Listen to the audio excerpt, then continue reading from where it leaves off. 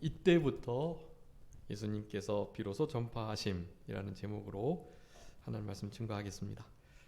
오늘 본문의 17절 말씀에 예수님께서 이때부터 비로소 전파하셨다. 전파하시는 내용은 회개해라, 천국이 가까웠다 라는 말씀이었습니다. 이때라는 것은 이제 그 4장 11절까지의 말씀을 가리키는 거라고 할 수가 있겠는데요. 우리 예수님께서 공생의 사역을 세례를 받으시는 것으로 시작하시고 그렇게 사탄에게 시험을 받으시는 그와 같은 역사들을 나타내시고 난 다음에 이제 비로소 메시아 그리스도 되시는 일을 시작하셨다라는 것, 바로 그때를 가리키는 것이고요. 그때는 바로 하나님께서 정하신 때, 무슨 시간이 흘러서 자연스럽게 된 그런 의미가 아니라 이것은 하나님께서 영원 전부터 정하셨던 바로 그 때를 가리키는 것입니다. 영원한 현재, 그러니까 일반적인 지구의 자전과 공전으로 이루어지는 24시간 크로노스가 아니라 카이로스, 하나님께서 예정하셨던 하나님의 영원한 현재가 우리의 시간 공간에 들어와서 맞닿아지는 바로 그 시점을 가리키는 것입니다. 그 시점에 의해서 이제 예수님도 재림하시게 될 거예요. 우리는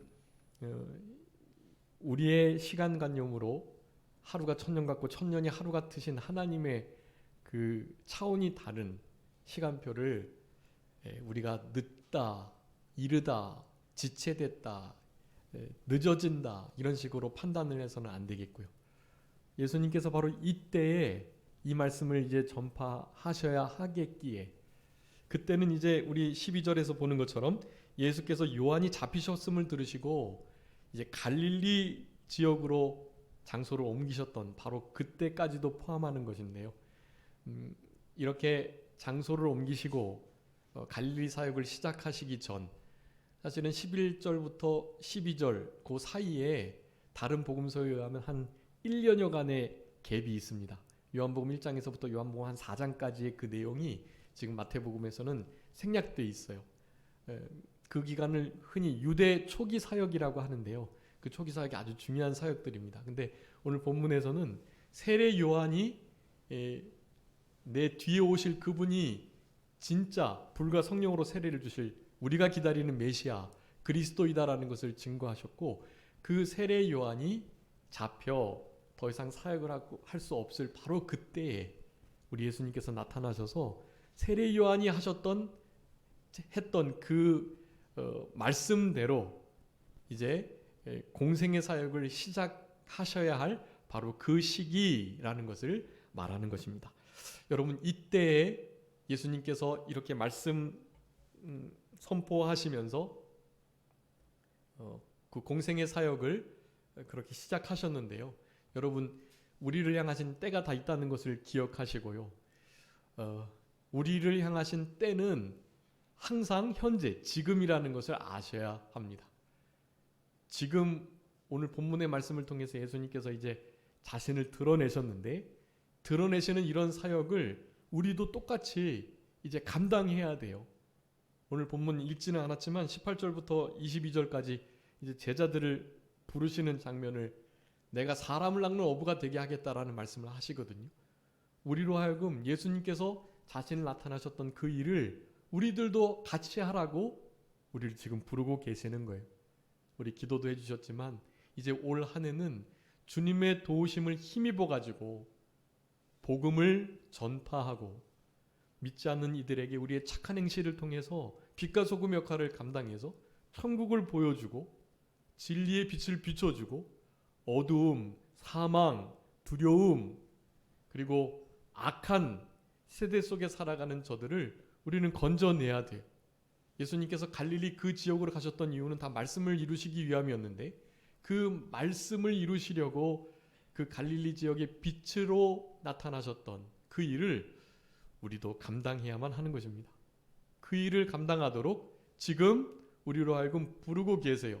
지금 예수님께서 이때 비로소 말씀을 전파하시고 사역을 시작하셨다라는 것처럼 이제 지금까지 준비되고 만들어졌다면 이제 앞으로는 그런 열매를 맺을 수 있도록 힘을 써야 하는 것입니다. 우리 산정교회 모든 성도님들 한 사람 한 사람이 예수 그리스도의 향기를 나타내는 그리스도의 흔적을 가진 자로서 오늘 올 한 해 좀 우리의 모습을 보고 믿지 않는 영혼들이 주께로 돌아오는, 그냥 뭐 수평이동 믿는 사람들이 우리 교회에 오는 거 아니고요. 좀 불신 영혼들이 예수님을 찾고 믿는 그런 역사가 있는 그런 한 해가 되었으면 참 좋겠습니다. 여러분, 이런 일들이 흔적을 갖는 일이에요. 흔적을 잘 가진 이가 그 일을 감당할 수 있다라는 것을 기억하시고, 우리 예수님께서 오늘 본문을 통해서 나타내 주신 세 가지의 아주 중요한 그 의미가 있습니다. 어떻게 우리에게 나타나 주셨는가를 우리가 기억하고 우리도 예수님처럼 예수님의 그 발자취를 따라가는 그런 우리들이 되기를 그렇게 다짐하는 이 시간이 되어야 되겠습니다. 우리가 지금 주연절을 보내고 있는데요. 주연절은 예수님 탄생 이후로부터 예수님께서 이제 공생의 사역을 시작하시는 그 모든 일들을 다 기념하는 그런 절기들이에요. 예수님의 공생의 사역 전체를 기념하는 절기. 그러니까 우리는 그 주연절을 통해서 우리 예수님의 그 발자취를 따라가고, 그래서 이제 주연절 마지막이 곧 사순절이 시작되는, 그리고 마지막 예수님의 십자가 지시기 일주일 전에 그 마지막 고난 주간이 연결되는 그런 절기입니다. 그러니까 의미 있게 이 주연절을 보내셔야 되고요. 주연절이라는 단어 자체가 에피파네아라고 하는 것인데, 그것은 그러니까 신이 나타났다라는 의미예요. 우리가 죄로 말미암아서 사망 가운데 거하고 어두워지고 악한 세계 속에 우리가 살아가고 있는데, 그런 이들이 하나님을 알 수 없어요.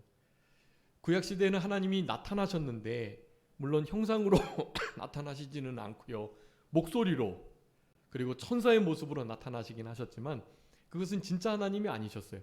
근데 누가 진짜 나타나심으로 하나님을 나타내 주셨죠? 예수님이 하나님으로서, 하나님의 아들로서 진짜 하나님을 드러내신 거예요. 말씀이신 그분이 육신을 입고 이 땅에 오신 거예요. 예수님을 본 제자들이 바로 신약을 썼기 때문에 우리는 이 신약 성경의 말씀을 통해서 주님을 배웠고, 주님이 우리에게 나타나 주신 것처럼 우리도 주님 앞에 늘 드러나고, 또 우리를 통해서 다른 사람들이 하나님을 볼 수 있도록 그렇게 살아가야 합니다. 그런 의미에서 이 주연절을 지내는 거예요.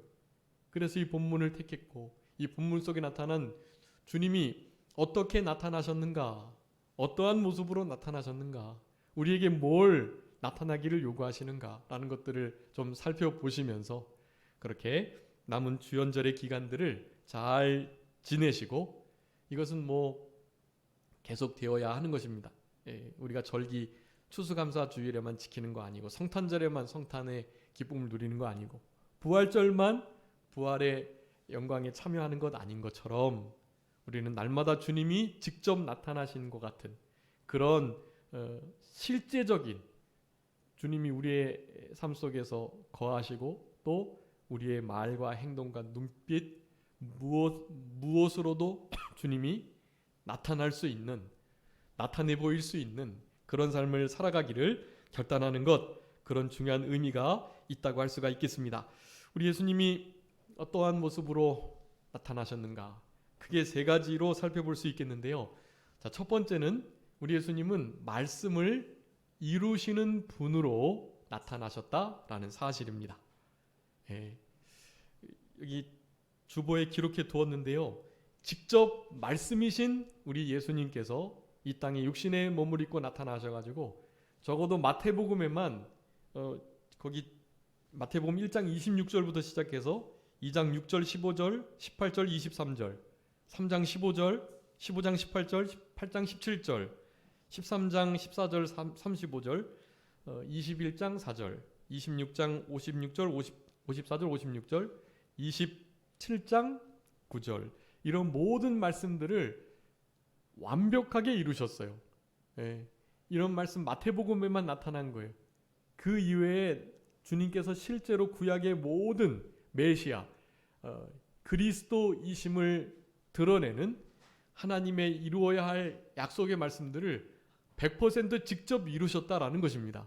예, 주님은 뭐든지 다 말씀을 이루려고 하신 거예요. 오늘 본문도 요한이 잡혔을 바로 그때 갈릴리 지역 가버나움으로 옮기신 이유는 이사야의 말씀을 이루시기 위함이었다라는 사실이에요.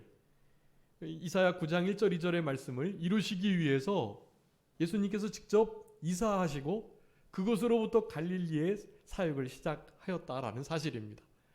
여러분, 예수님께서는 어떤 모습으로 이 땅에 오셨다고요? 말씀을 이루시는 분으로, 이루시는 모습으로 이 땅에 오셨다라는 것을 우리가 분명히 알아야 되겠습니다. 이사야 53장 10절에서는 이렇게 우리 예수님을 묘사하고 있습니다. 한번 읽어주세요. 이사야 53장 10절 말씀입니다. 이사야 53장 10절.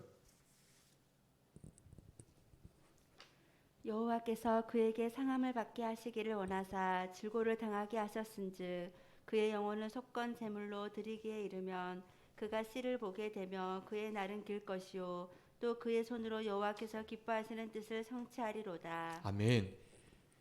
여기 이사야 53장에서는 메시아 그리스도의 약속의 말씀들, 그분이 어떤 일을 하실 것인가를 기록해 둔 예언의 말씀인데요. 거기에 그의 손으로 여호와께서 기뻐하시는 뜻을 성취하시겠다라고 말씀해요. 여러분, 우리 예수님은 성취하시는 분이세요. 성취자, 여호와라는 의미의 뜻이 있다고 그랬습니다. 우리 예수님은 여호와 하나님이신 거예요. 그래서 그의 손으로 예수님께서 직접 메시아 그리스도가 되셔서 여호와의 기뻐하시는 뜻을 성취하셨다. 여러분, 여호와의 기뻐하신 뜻은 성경 66권에 드러나 있습니다. 우리가 환상을 보고 꿈을 꾸고 음성을 들어서 하나님을 알고 하나님을 깨닫는 게 아니에요. 우리는 하나님의 말씀을 통해서 하나님을 분명히 아는 것입니다. 진짜 하나님을 나타내신 것은 성경이에요. 우리의 꿈속에서 환상을 통해서 음성을 듣고 그렇게 하나님을 아는 게 아니에요. 여러분, 그런 불신자들 만나보셨죠? 나 하나님 보여주면 믿겠다. 그들이 하나님 보면 어떻게 될까요? 하나님 보면 죽어요. 죽어. 여러분, 그런 얘기 아시죠? 어떤 사제가 아주 간절하게 정성을 들여서 하나님께 기도를 늘 드리는데 어느 날 사제가 죽었대요. 왜 죽었을까요? 하나님이 나타나셔가지고 그래, 내가 뭘 해주기를 원하느냐 라고 물었는데 깜짝 놀라서 죽었대요. 하나님이 나타나시고 하나님을 그렇게 보면 실제로 죽는 거예요. 죽는 거. 하나님 앞에 설 수 없어요. 그 영광과 그 빛이신 우리 하나님을 우리의 육체가 그냥 특별한 은혜 없이 보는 날에는 죽는 겁니다. 죽는 거예요. 그래서 하나님은 그렇게 역사하지 않으세요. 모습을 보여주시거나 음성을 들려주시는 게 아니에요. 무엇을 통해서요? 성경 말씀을 통해서, 성경 말씀을 순종하는 크리스찬들, 우리들을 통해서 하나님을 알게 하기를 원하시는 것입니다. 하나님이 나타나지 않으세요. 하나님은 스스로 숨어 계신 분이라고 말씀하고 계세요. 그렇기 때문에 우리는 흔히 믿음, 우리가 태양을 믿지 않잖아요. 왜냐하면 존재하고 보이니까. 근데 믿음이라는 단어는 보이지 않는 것에 쓰는 거예요. 우리가 친구를 서로 신뢰할 때 뭐 아무것도 없어도 돈 빌려줄 수 있잖아요. 그게 뭐예요? 보이지 않는 그 신뢰, 믿음이 있는 거예요. 뭐 보이지 않아도, 뭐 이렇게 차용증 쓰고 그러지 않아도 진짜 믿는 친구에게는 믿고 빌려주는 거예요. 보이지 않는 그 관계 속에 믿음이라는 단어를 쓰는 거예요. 하나님이 보인다면 그것은 더 이상 하나님이 아니에요. 보이면. 그분은 숨어 계시는 분, 우리가 감히 볼 수 없는 분, 우리가 부활체가 되어 영으로 우리 주님을 만날 수 있지. 우리의 육체의 눈으로는 볼 수 없. 우리 눈으로 보는 거, 귀로 듣는 거, 여러분 이게 얼마나 아주 제한적인 정보인지 아시잖아요. 우리의 가시광선 이외에 다른 건 우리 볼 수 없어요. 너무나 작은 것 보지 못해요. 너무나 큰 것도 우리의 눈으로는 관측이 측량하기 어려운 거예요. 듣는 것도 마찬가지죠. 너무 작은 소리, 너무 큰 소리 못 들어요. 여러분 지구가 돌아가는 소리가 얼마나 큰 거 아시죠? 지구가 막 좌전과 공전을 하는 소리가 어마어마하게 커요. 근데 그 소리는 우리에게 들리지 않아요. 너무 커서. 우리 가청 주파 밖에 있는 것이기 때문에 너무 작은 소리, 너무 큰 소리 못 듣는 거예요. 여러분 우리가 듣는 것은 너무나 제한돼 있고 보는 것도 마찬가지입니다. 보고 듣지 않으면 나 믿지 않겠다. 누가 그랬죠? 예수님 제자 중에 도마가 그랬다고요. 도마가. 나 예수님 보고 그 창 찔렸다고 하시는데 그 창 자국 내가 손 넣어보고 못 손에 박히셨다 그랬는데 못 자국에 내 손 넣어보기 전까지 난 믿지 못하겠다 그러는 거예요.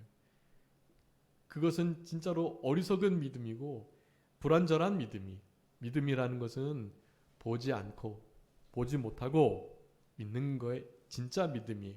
그래서 믿음을 히브리서 11장에서 뭐라고 정의합니까? 믿음은 바라는 것들의 실상이다. 보지 못하는 것들의 증거다. 예수님이 재림하실 거 우리는 모르지 바라고 있지만 이루어지지 않은 일이지만 우리는 실상과 같이 믿는 거예요. 노아의 홍수 보지 못했지만 우리는 너무나 명확한 증거가 우리 심령 속에 있는 거예요. 그런 게 믿음이 보지 못한 것을 믿는 것. 믿음은 그럴 때 쓰는 것이고 그래서 이 말씀 속에 드러난 그리고 그 드러난 말씀을 순종하는 우리들에게 나타나는 그런 역사로 우리 하나님께서 예수님을 이 땅에 보내셔가지고 그와 같은 일들을 이루시면서 특별히 하나님의 그 여호와의 기뻐하시는 영원한 뜻을 분명히 이루시도록 우리를 불러주셨다라는 사실을 기억하시고 예수님은 여호와의 뜻을 기뻐하시는 뜻을 찾아서 성취하시는 분, 우리도 기록된 하나님의 성경 말씀을 순종의 내므로 하나님을 기쁘시게 하고 하나님이 원하시는 그 참된 뜻을 이루어드리는 우리들이 될 수 있도록 해야 되겠습니다. 우리 예수님의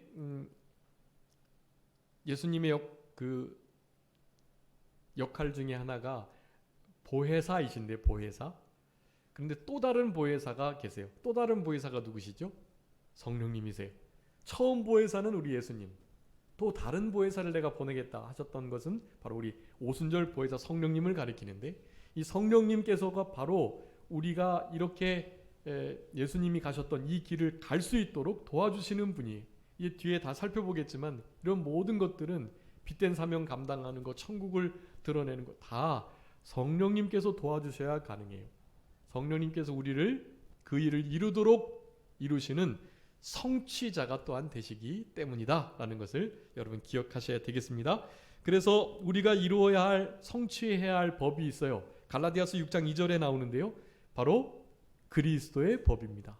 그리스도의 법이 무엇이죠? 서로의 짐을 대신 져주는 거. 내 짐을 내가 잘 지고 서로의 짐을 져주는 거. 그리고 예수 그리스도의 흔적, 그 십자가의 흔적을 또한 지는 거. 여러분 그것이 우리가 이루어야 할 그리스도의 법이에요. 여러분 이 그리스도의 법을 성취해야만 합니다. 예수님의 재림이 이루어질 것인데요. 그 예수님의 재림이 이루어지기 전까지 우리가 성취해야 할 것이 있어요. 그게 뭐라고요?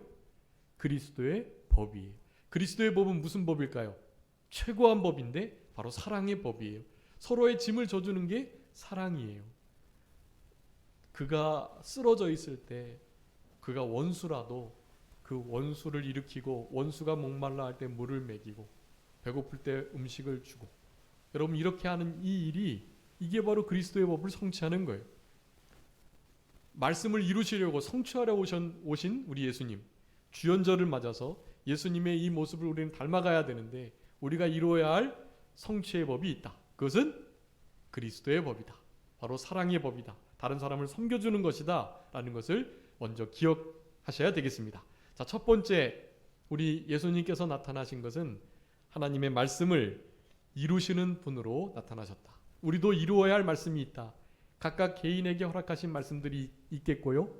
그리고 갈라디아서 6장 2절에 있는 것처럼 그리스도의 법, 여러분 이 법을 잘 성취하시는 그런 우리 삼정교회 모든 권속들, 하나님의 사람들이 되셔야 되겠습니다. 서로의 짐을 져주시고 서로를 위해서 기도해 주시고 그렇게 어려운 일을 만날 때 진심으로 위로하고 울어주고 도와줄 수 있는 그런 우리 관계가 되어야 하는 것입니다. 자, 두 번째입니다. 우리 주님께서 공생의 사역을 시작하시며 말씀을 비로소 전파하시면서 하시는 아주 중요한 그 나타남의 본, 그것은 큰 빛으로 나타나신 분이다라는 것입니다. 예, 큰 빛으로 나타나셨다. 여기 우리 나사렛을 떠나 스불론, 납달리 지경 해변에 있는 가버나움에 가셨다 그랬는데 갈릴리는 팔레스타인 북부 지역 전체를 가리키는 거예요. 가버나움도 거기 다 속해 있는 거예요. 그래서 이것은 그 아까 말씀드렸던 것처럼 공생의 사역을 처음 세례를 받으시고 사탄에게 시험 받으신 일로 시작하시고 난 다음에 유대에 초기 사역이 있었어요. 요한복음 1장부터 4장까지 나오는 그 사역 이후로 이제 갈릴리 제1차 사역을 시작하는 바로 이 시점인 것입니다. 근데 그 시점에 왜 하필 갈릴리, 나사렛, 가버나움이었나? 그것은 이사야 9장에 있는 말씀을 이루시기 위함이었다라는 사실이었죠. 아까 첫 번째 말씀을 이루시는 분으로 이 땅에 오셨다는 것을 말씀드리면서 언급을 했었습니다. 그렇게 그 말씀을 이루시는 가운데 그 말씀의 핵심적인 교훈이 바로 큰 빛, 참된 빛으로 이 땅에 오셨다라는 사실입니다. 여러분 먼저 예수님이 그 빛으로 오셨는데 예수님의 아버지이시는 성부 하나님, 하나님도 무엇이시죠?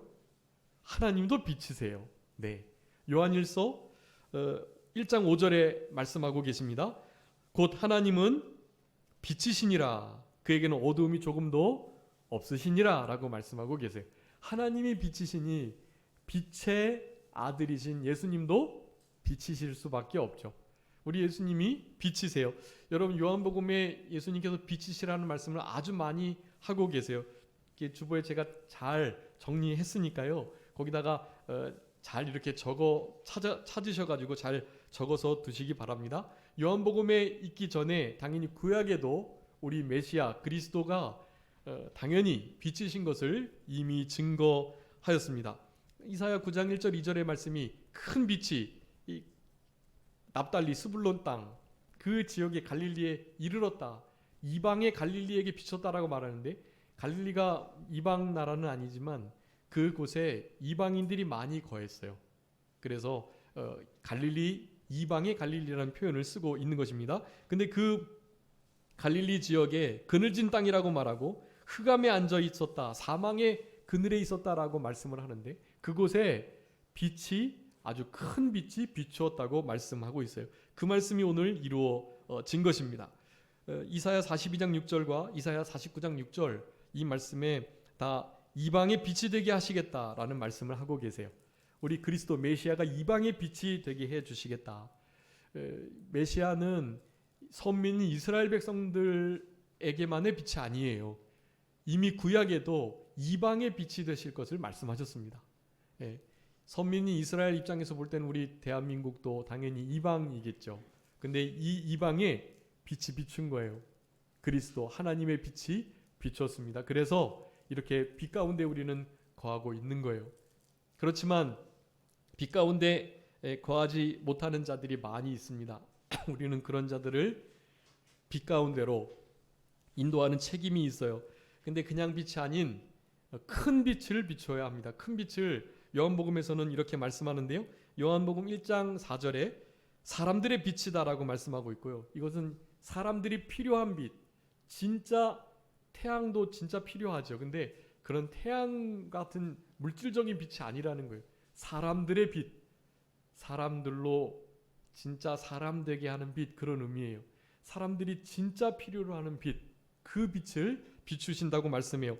요한복음 1장 9절에 그 빛을 참빛이라고 말하고 참빛, 진짜 빛이다. 영원히 존재하는 빛. 태양은 이렇게 과학이 좀 발달해서 태양의 그 에너지원이 언제까지 갈지 그것을 이렇게 예측해 봤는데 고갈이 된다 그래요. 태양빛도. 예. 태양빛도 언젠가는 점점 식어져 가지고 더 이상 우리에게 빛을 비추지 못하는 때가 있다라는 거예요. 과학자들이 조사한 거예요. 예. 뭐 분명하지 않을 수도 있겠지만 그 분명하고 안 분명한 건 하나님의 손에 달려 있어요. 지금 당장이라도 하나님께서 태양의 빛을 딱 거두시면 거둬지는 거예요. 아무리 빛을 낼 수 있는 여러 원료가 태양 안에 많이 있다 하더라도 주님이 딱 끄면 꺼지는 거예요. 하나님의 손 안에 다 달려 있는 것입니다. 그런데 그런 종류의 빛이 아닌 참빛, 사람들의 빛이라는 표현을 우리 예수님께 쓰고 있는 것입니다. 요한복음 3장 19절에 빛 곧 참빛이 세상에 왔다. 이 사람들에게 비춰야 할 빛인데 이 사람들은 어두움을 사랑해서 그 빛 가운데로 나오기를 싫어했다. 그렇게 말해요. 창조주, 그 지구의 주인이 그 땅에 오셨는데 주인이 자기 땅에 오셨는데 그곳에 살고 있는 거류민들이 나그네가 종들이 그 주인을 거절하고 거부하고 심지어는 십자가에 죽이기까지 했던 거죠. 예, 어두움을 사랑하는 자는 빛을 싫어하게 되어 있는 것입니다. 빛이 세상에 비추었는데 이 빛을 요한복음 8장 12절에는 생명의 빛이다라고 말씀해요. 참빛, 사람들의 빛, 진짜 빛, 바로 생명의 빛이라는 것을 우리들에게 말씀해주고 계십니다. 그런 세상의 빛이 왔지만 어두움에 거하지 않게 하려고 왔지만 사람들이 그 빛을 싫어했다라는 사실이죠. 왜냐? 세상은 3번에 있는 것처럼 죄와 마귀로 인하여 어둡고 무지한 상태에 있기 때문입니다. 여러분, 이 세대를 어두운 세대, 악한 세대라고 말하는 것은 이 세대가 죄 가운데 그리고 사탄의 어두움의 그 악의 세력 가운데 있기 때문이에요. 사탄의 특징이에요. 어둡고 침침한 것을 좋아하고 그리고 악한 것을 좋아하고 또한 사망을 붙들고 역사하는.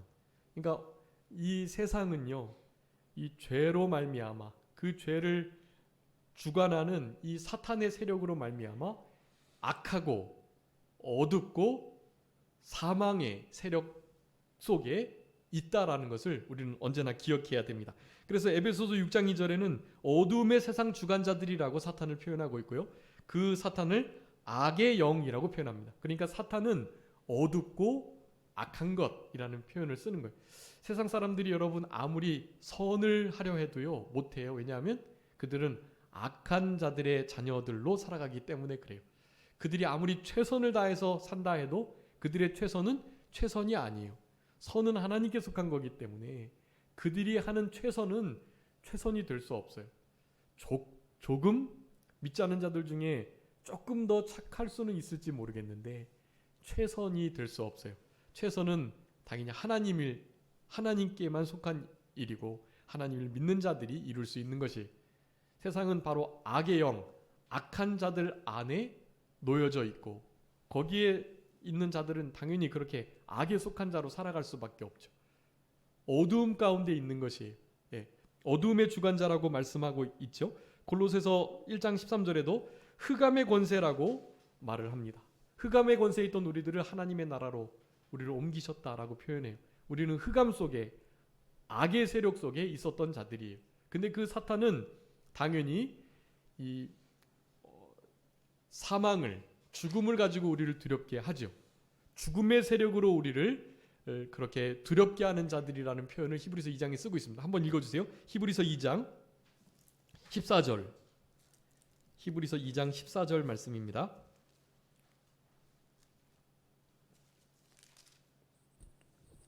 히브리서 2장 14절.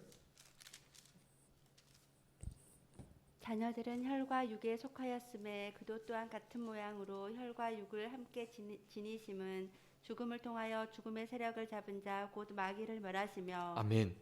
죽음의 세력을 잡은 자 곧 누구요? 마귀.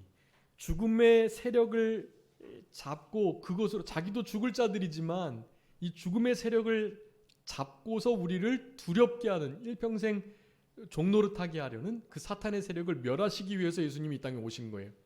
예, 특별히 예수님의 바로 죽으심으로 죽음의 세력을 가지고 왕노릇하고 있는 사탄의 세력을 멸하시기 위하여 오셔서 죽으셨다라는 것을 말하는 거예요. 여러분, 사탄은 죽음을 통해서 우리를 두렵게 합니다.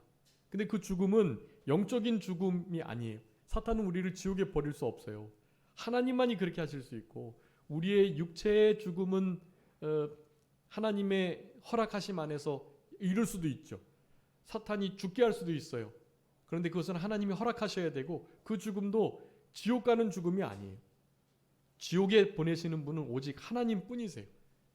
자, 사탄은 어두움을, 악함을, 그러니까 죄를, 그리고 사망을 주관하고 있는 자로서 우리들을 그렇게 인도한다. 그러기에 우리는 무지한 속에 살아갈 수밖에 없어요. 악함 속에. 그냥 자연인으로 있으면 악하게, 어둡게, 그리고 사망에 매여서 그렇게 살아갈 수밖에 없어요. 그런데 그런 우리들을 건져내시기 위해서 예수님께서 나타나신 것입니다. 예수님께서 사람의 몸을 입으시고 큰 빛으로, 참 빛으로, 진리의 빛으로, 생명의 빛으로, 사람들의 빛으로 오시게 된 거예요. 우리는 그것을 기념하는 나날들을 보내야 합니다. 그렇기 때문에 이 땅은, 거기 이사야 5장 20절 중요한 말씀입니다. 이사야서 60장 1절부터 3절 중요한 말씀이에요. 여러분, 이 말씀이 지금 이 시대를 대변하고 있고, 이 시대가 이렇게 될 수밖에 없음이 너무나 명확한 근거를 갖는다라는 것이에요. 여러분, 지금 이 시대가 이사야 5장 20절처럼 돼 있어요. 악을 선하다 하고 선을 악하다 하고 흑암으로 광명을 삼고 광명으로 흑암을 삼고 쓴 것으로 단 것을 삼고 단 것으로 쓴 것을 삼는 때, 여러분, 이 때를 지금 만난 거예요. 여러분, 이 시대가 바로 그런 시대예요. 여러분, 이제 세 번째 하겠지만 이 땅에서는 유토피아가 건설될 수 없어요. 유토피아 헬라어인데요. 라틴어이고 히브리어도 있고. 그런데 이 유토피아라는 이 유자가 아주 좋다 그런 뜻이에요. 좋다. 토피아는 장소 그런 의미예요. 그러니까 유토피아는 좋은 장소를 뜻하는 거거든요. 이 유토피아가 이 땅에서 이루어질 것으로 생각을 해요. 그런데 결코 유토피아는 이 땅에 있을 수 없어요. 천국은 하나님께서 다스리시는 그곳이, 하나님이 계신 그곳이 천국이 되는 거지, 내가 사람의 힘으로 어떻게 해서 좋은 곳이 될 수 없는 거예요. 사실은 그 유토피아 할 때 그 유자가 그 헬라어로 좋다라는 의미가 있는 반면에 또 없다라는 뜻이 있어. 또 없다라는 그런 부정 의미로 사용이 돼요. 사실은 그러니까 정말로 제대로 된 좋은 장소가 없다라는 것이 유토피아이기도 해요. 아주 중요한 의미를 나타내는 그런 통찰이라고 하겠습니다. 유토피아는 실제로 사람의 힘으로 건설될 수 없는, 이 땅이 그냥 내버려두면 자연적으로 악해지고 어두워지고 혼란이 더 심해지고 사망에 매여 있을 수밖에 없는 그런 시대이다라는 것을 우리는 생각해야 합니다.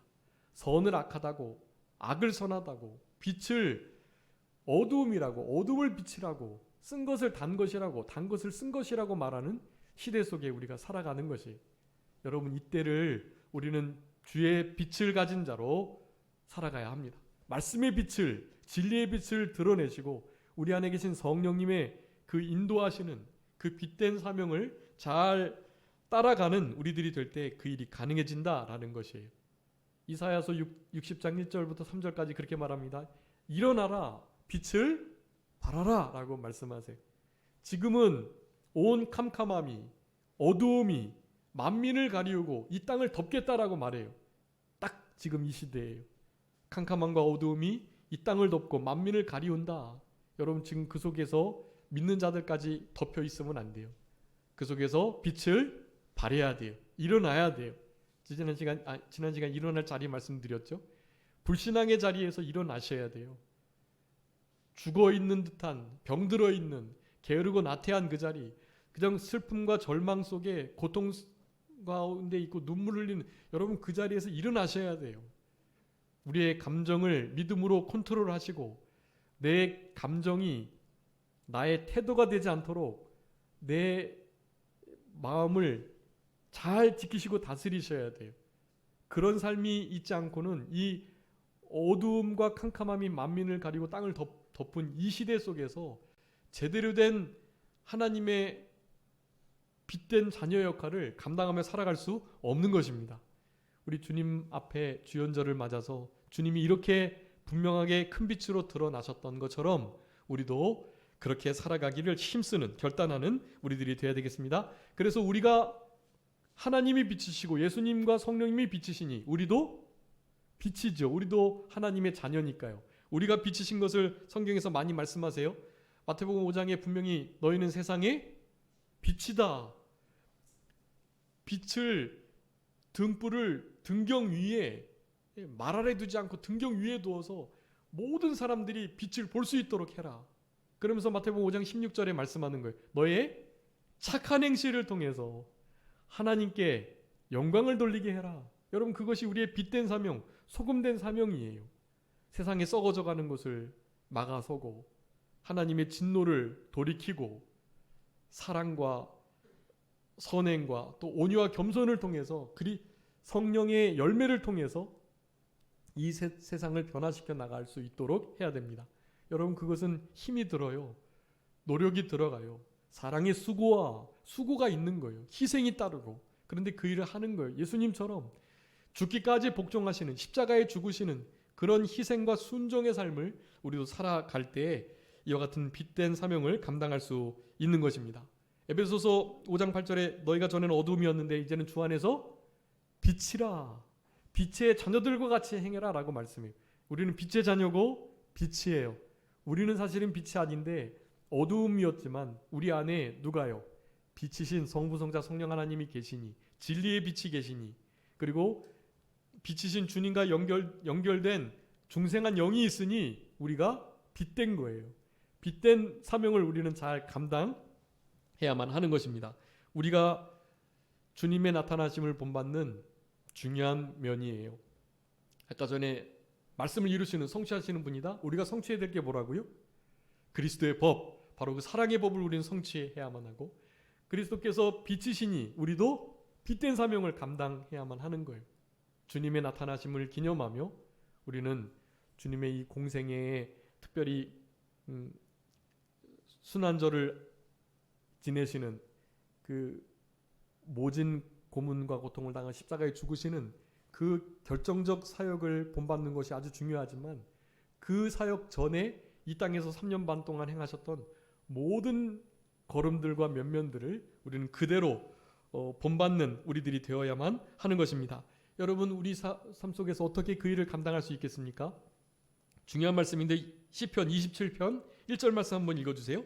시편 27편 1절. 여호와는 나의 빛이요 나의 구원이시니 내가 누구를 두려워하리요. 여호와는 내 생명의 능력이시니 내가 누구를 무서워하리요. 아멘. 여러분, 무서워하거나 두려워하지 마셔야 돼요.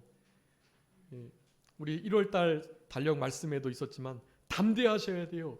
주님이 명하셨으니까, 이렇게 명하셨으니까 나 뒤를 따라오라. 내가 이렇게 나타났는데, 빛으로 나타났는데 나의 빛을 따라오라 라고 명령하고 계시니 두려워하지 마시고 무서워하지 마세요. 놀라지 마셔야 돼요. 앞으로 일어날 많은 대환란의 역사들, 666의 표들, 여러분 진짜 하나님의 자녀 14만 4천의 하나님의 어린 양의 이름이, 하나님의 아버지의 이름이 이마에 새겨진 그런 삶을 살아가지 않으면 우리가 언제 어느 때 어떻게 우상에게, 용에게 짐승의 표를 받고 절하고 그에게 부종되어서 그들의 삶을 그저 그렇게 따라갈 수 있을지 알 수 없어요. 깨어서 기도하지 않으시면 그냥 따라가게 되는 것입니다. 여러분, 지금 정말 중요한 세대를 우리가 지금 살아가고 있어요. 666의 표가 아닌 어린 양의 표, 그리스도의 표를 받은 자로서 이 땅을 살아가셔야 합니다. 그 표는 다른 것이 아니에요. 주님께서 말씀하신 이런 본들을 그대로 따라가는 것이라고 하겠습니다. 두려워하지 마시고 놀라지 마시고 무서워하지 마시고 낙심하지 마시고 여호와는 나의 빛이시니 나의 생명의 능력이 되시니 내가 누구를 두려워하겠느냐라는 것이, 여호와는 나의 빛이 되시고 구원이 되시고 생명의 능력이 되시니 두려워하지 마시고 놀라지 마시고 빛된 사명을 잘 감당하는 우리들이 되어야 되겠습니다. 그래서 시편 42편과 44편 그리고 민수기 6장에서 계속해서 주의 얼굴빛이라는 표현을 쓰고 계세요. 이건 도우시는 빛이라는, 도우시는 분이시라는 의미이고요. 민수기 6장은 특별히 아론의 축복이라고 그래가지고 아론 제사장이 우리 지금 제가 축도하는 그 성부성자 성령 하나님의 이름으로 축도하는 그 일이 있기 전 민수기 6장에 이 말씀을 가지고 백성들을 축복했습니다. 하나님께서 이들에게 복 주시고 지키시기를 원한다 라고 말씀하면서 얼굴 빛을 내게 비추사 은혜 베푸시고 여호와의 얼굴을 내게로 향하여 드셔서 평강 복 주시기를 바란다 라고 기도하면 하나님께서 그 기도를 들어주시고 그렇게 복을 주신다는 거예요. 얼굴 빛을 비춰주시는 거, 도움의 빛. 시편 42편과 44편에 말씀하고 계세요.